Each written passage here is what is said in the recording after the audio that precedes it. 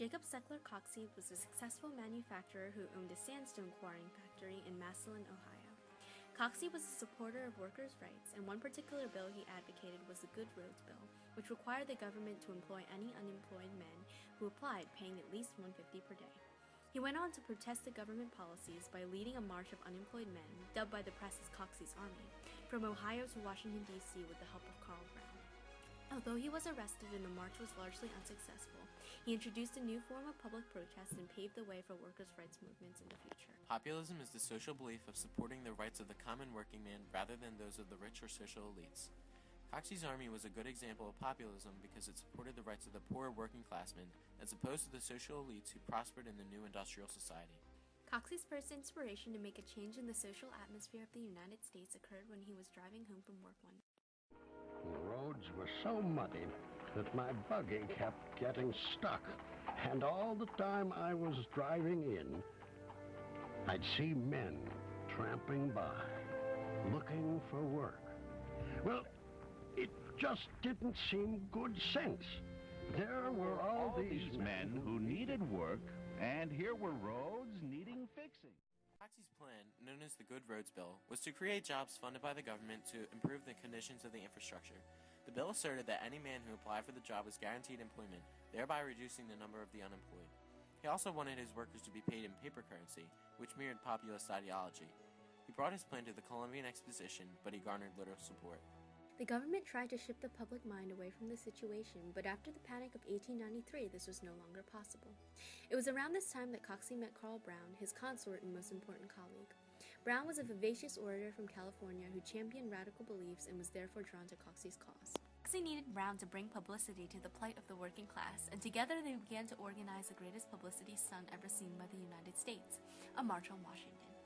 Never before had the nation witnessed such a spectacle, and the two hoped that this would be the vital step in implementing the Good Roads Bill and ensuring the welfare of the unemployed poor. The two began to organize the poor, captivating the attention of the press on a nationwide scale.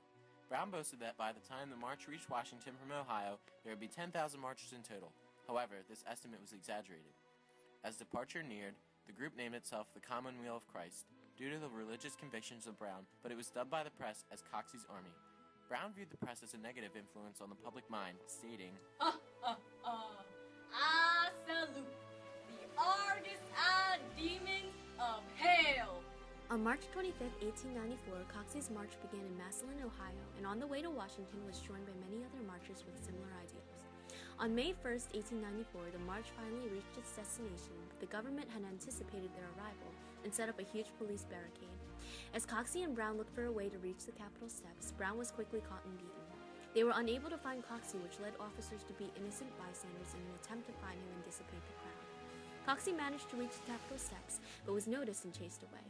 Brown and Coxey were able to escape, but were arrested a week later along with follower Christopher Columbus Jones for carrying illegal banners onto Capitol grounds, and they were fined $5 for walking on the grass. In conclusion, Coxey's Army was unsuccessful in that it did not achieve its goal of implementing the Good Roads Bill. However, it was successful in that it brought the needs of the working class to the forefront of the nation's politics and it introduced a new form of public protest. It was not until the 50th anniversary of Coxey's March that Coxey was allowed to make his speech on the Capitol steps. Coxey's Army is the epitome of the populist movement because it represents the needs of the lower classes fighting for their rights against the elites. We, the representatives of the toiling wealth producers, have been denied.